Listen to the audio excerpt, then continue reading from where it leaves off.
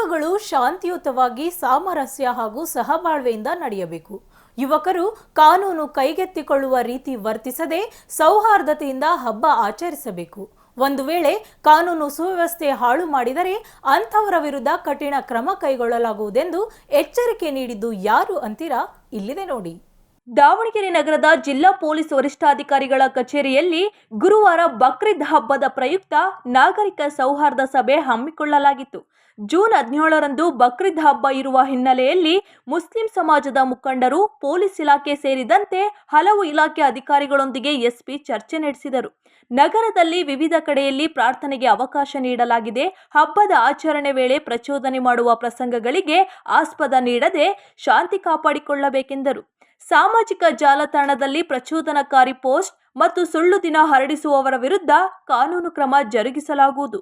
ಯುವಕರು ಸಂಭ್ರಮಾಚರಣೆ ವೇಳೆ ರಸ್ತೆಗಳಲ್ಲಿ ವೀಲ್ ಮಾಡುವುದು, ಕರ್ಕಶವಾಗಿ ಶಬ್ದ ಹೊರಡಿಸುವ ಬೈಕ್ಗಳನ್ನು ಓಡಿಸಬಾರದು. ಈ ಮೂಲಕ ಶಾಂತಿ ಭಂಗ ತರುವವರ ವಿರುದ್ಧ ಕಠಿಣ ಕ್ರಮ ಕೈಗೊಳ್ಳಲಾಗುವುದಾಗಿ ಎಸ್ಪಿ ತಿಳಿಸಿದ್ದಾರೆ. ಇಷ್ಟು ವರ್ಷಗಳು ಕೂಡ ನಾನು ಕಂಡಂತೆ ಬಕ್ರೀದ್ ಹಬ್ಬ ದಾವಣಗೆರೆ ಜಿಲ್ಲೆಯಲ್ಲಿ ತುಂಬಾ ಶಾಂತಿಯಿಂದ ಆಗಿದೆ. ಅದೇ ರೀತಿಯಲ್ಲಿ ಈ ವರ್ಷ ಕೂಡ ಶಾಂತಿಯಿಂದ ಆಗಬೇಕು. ಸೊ ಆದರೂ ಕೂಡ ನಾವು ನಿಮಗೆ ಮೀಟಿಂಗ್ ಕರೆದು ಏನೇನು ಮಾಡಬೇಕು, ಏನೇನು ಮಾಡಬಾರ್ದು ಅಂತ ಒಂದು ಸಲ ತಿಳಿಸಬೇಕಾಗ್ತದೆ. ಕಾನೂನು ಸುವ್ಯವಸ್ಥೆಗೆ ಕೂಡ ಅದು ಬಹಳ ಮುಖ್ಯವಾಗಿದೆ. ಇತ್ತೀಚಿನ ದಿನಗಳಲ್ಲಿ ನಾವು ಹೆಚ್ಚು ಸಮಸ್ಯೆಗಳನ್ನ ನೋಡ್ತಾ ಇರೋದು ಫಿಸಿಕಲ್ ಆಗಿ ಬಂದು ಜಗಳ ಆಡಬೇಕು, ಇದು ಮಾಡಬೇಕು ಅಂತ ಇಲ್ಲ.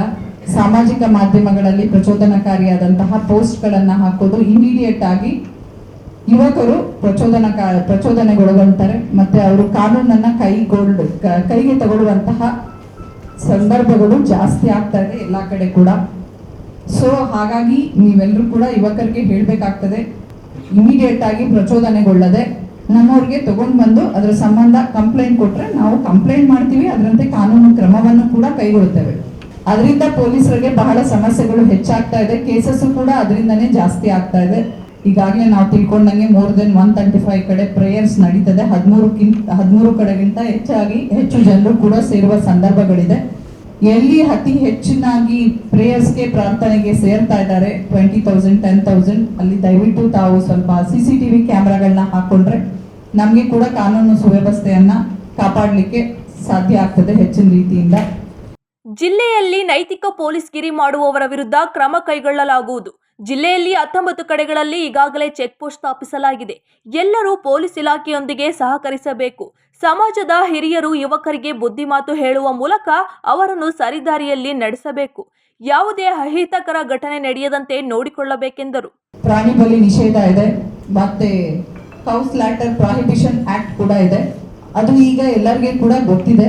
ಕಾನೂನು ಬಾಹಿರವಾಗಿ ಯಾರು ಕೂಡ ಪ್ರಾಣಿ ಬಲಿಯನ್ನ ಮಾಡಬಾರದು. ಅದು ಕೂಡ ಮಾಡಿದ್ರೆ ನಾವು ನಿರ್ದಾಕ್ಷಿಣ್ಯವಾಗಿ ಕ್ರಮವನ್ನ ತೆಗೆದುಕೊಳ್ಳಲಾಗ್ತದೆ.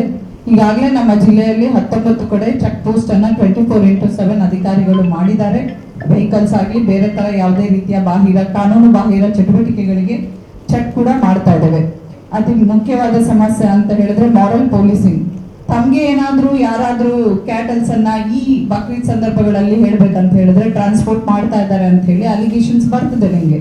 ಸೊ ಅದು ಅಥವಾ ಸಂತೆಗೆ ತಗೊಂಡು ಹೋಗ್ತಾ ಇದ್ದಾರಾ, ಬೇರೆ ಪರ್ಪಸ್ಗೆ ತಗೊಂಡು ಹೋಗ್ತಾ ಇದ್ದಾರಾ ಅಂತ ವೆರಿಫೈ ಮಾಡೋದು, ಪ್ರತಿಯೊಂದು ಮಾಡೋದು ಪೊಲೀಸರು ಕೆಲಸ ಆಗಿರ್ತದೆ.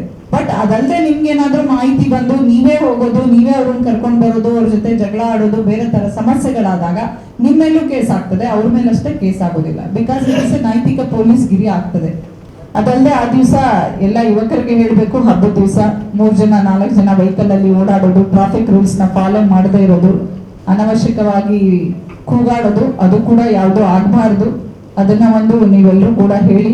ಇದುವರೆಗೂ ಕೂಡ ನೀವೆಲ್ಲರೂ ಪೊಲೀಸರೊಂದಿಗೆ ಸಹಕಾರವನ್ನ ಮಾಡ್ತಾ ಇದ್ದೀರಾ. ಒಟ್ಟಾರೆ ಜಿಲ್ಲೆಯಲ್ಲಿ ಈ ಬಾರಿ ಶಾಂತಿಯುತವಾಗಿ ಬಕ್ರೀದ್ ಆಚರಣೆಗೆ ಪೊಲೀಸ್ ಇಲಾಖೆ ಸಕಲ ಸಿದ್ಧತೆ ಮಾಡಿಕೊಂಡಿರೋದಂತೂ ಸತ್ಯ. ಕ್ಯಾಮ್ರಾ ಪರ್ಸನ್ ಮಂಜುನಾಥ್ ಜೊತೆ ಭೀಮ್ ನಾಯ್ಕ್, ಒನ್ ಕನ್ನಡ ನ್ಯೂಸ್, ದಾವಣಗೆರೆ.